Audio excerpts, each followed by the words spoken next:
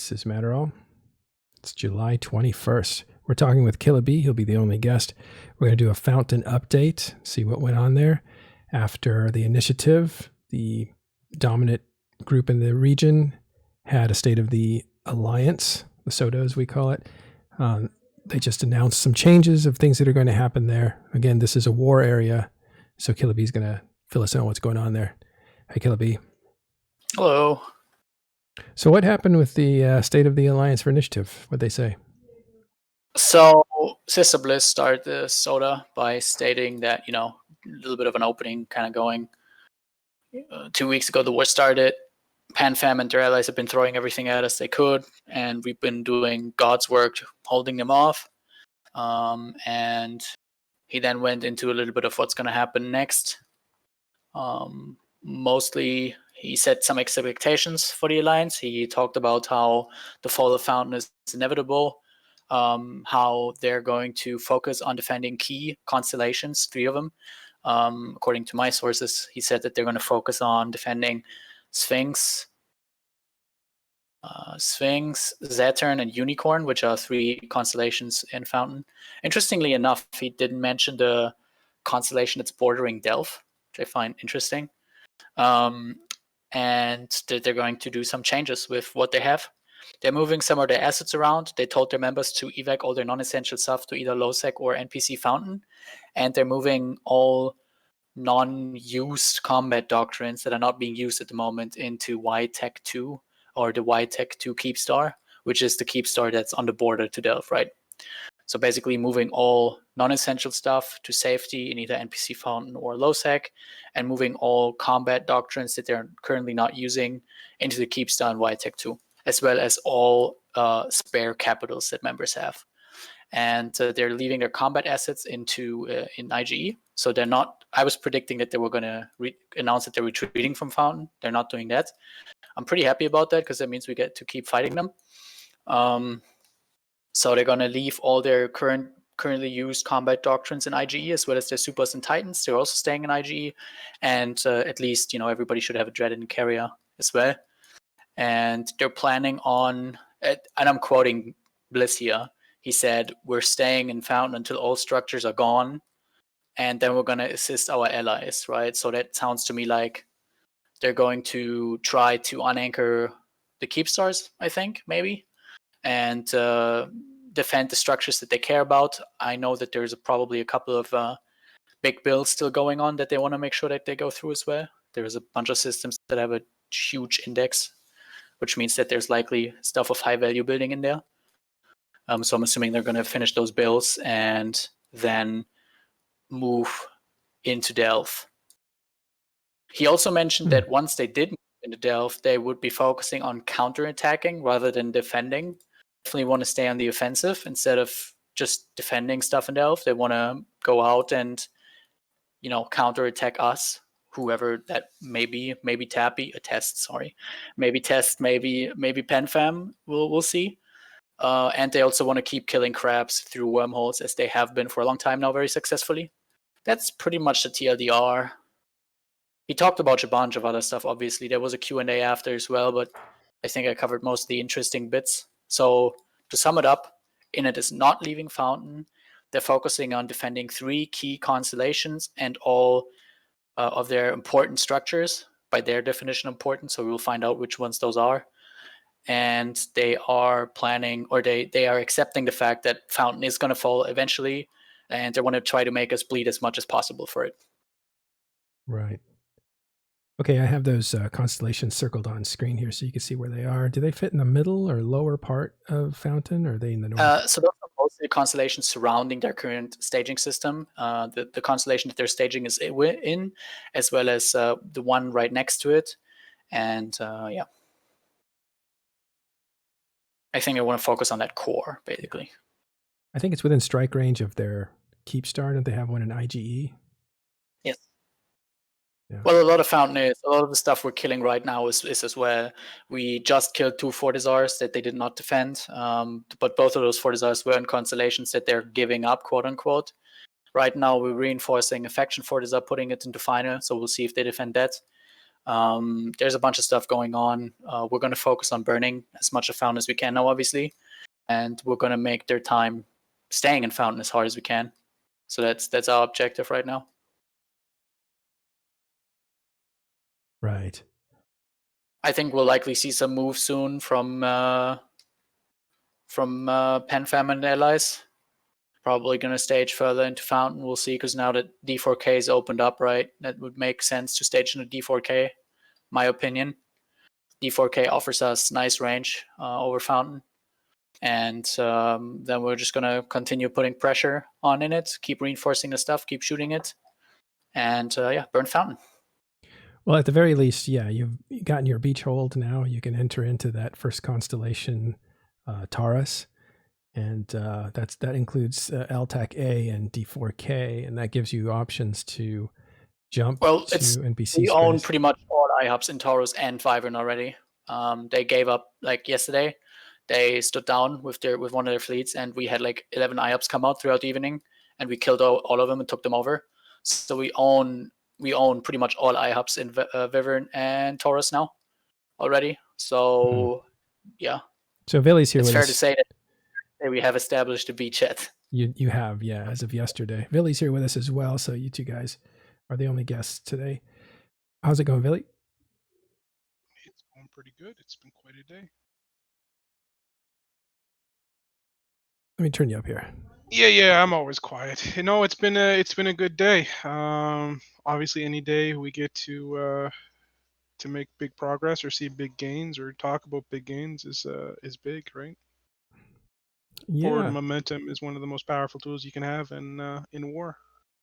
Well, the momentum has been all in the north that I have seen. Yeah, absolutely.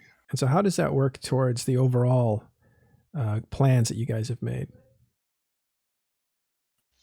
Pretty much right on target. Like, the reality is we weren't sure how Goons would play it, right? But what they've chosen to do is basically focus all of their defensive ability into period basis inquiries. So, I mean, as we saw yesterday, they went to Fountain for an hour to go defend their IHUB and let all of Initiative's IHUBs die. But you know, for the most part, unless it's one of their important period basis queries IHUBs, they're just not caring, right? So instead of like trying to fight a two-front war, they're effectively ceding all the Fountain stuff and just putting all their pressure into holding the line against Test, which is, it's a strategy, you know. It's their call to make, kind of thing. Yeah, this is how's the timeline going for you?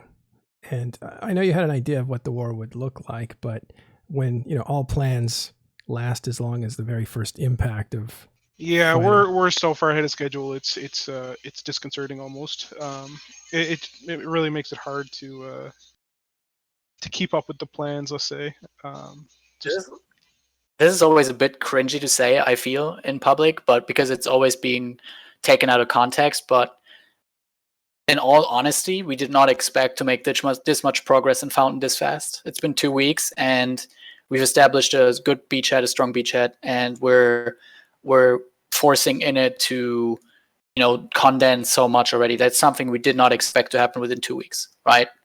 So yeah, like Vily put it lightly, like, you know, the like my original plan was 2 weeks was my expectation for what it would take us to get people down, get setups, stagings established, and to get people into what I generally consider like combat ready state or like combat effective. But the momentum and the like just desire, especially from like the Beans more than anyone, has just been insane. Like the degree to which they're like kill, murder, like you know, you it's like just release the Beans, and like the insanity that follows will like amaze you, kind of thing. The Beans are pandemic horde. Yes. Sorry. Yeah. You have to give a huge shout out to Horde here and huge credit. Their enthusiasm and their effort that they're putting into this is incredible. They have a standing fleet up around the clock. I don't think I've ever seen that standing fleet drop below 150 people, and are constantly out reinforcing structures, camping gates, harassing. You know, it's something that I haven't seen in a long time in Alliance, and it has certainly contributed a lot to our quick progress here.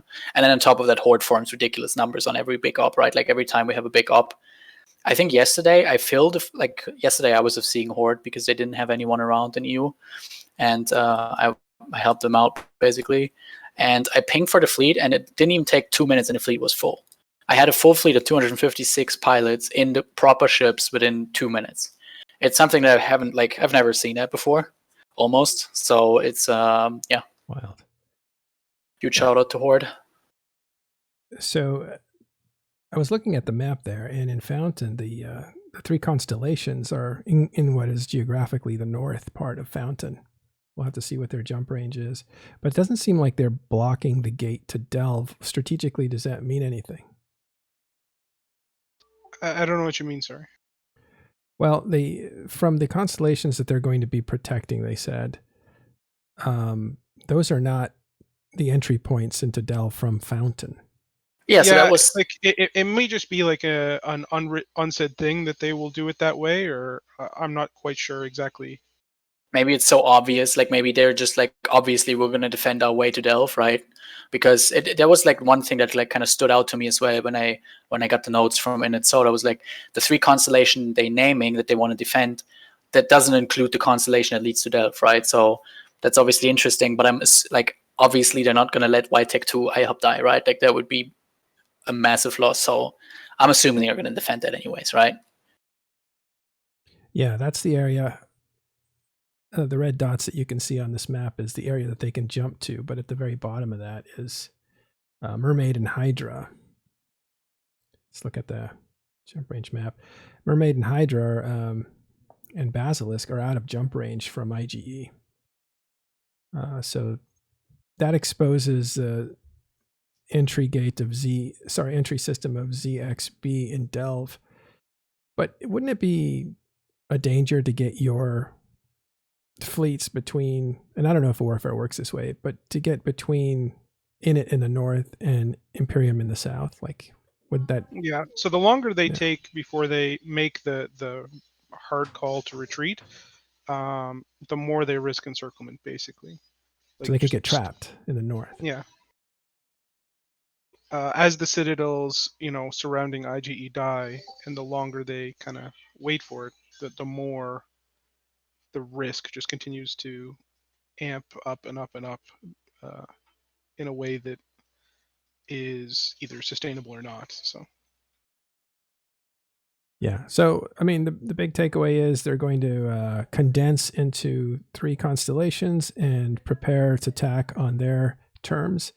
And this leaves them still in the war, of course, still fighting back and still in Fountain. Has anything changed? A lot has changed, right? But if you put it like that, no. But in terms of strategic movements, a lot has changed, and I think we'll see the effects of those changes in the next couple of weeks.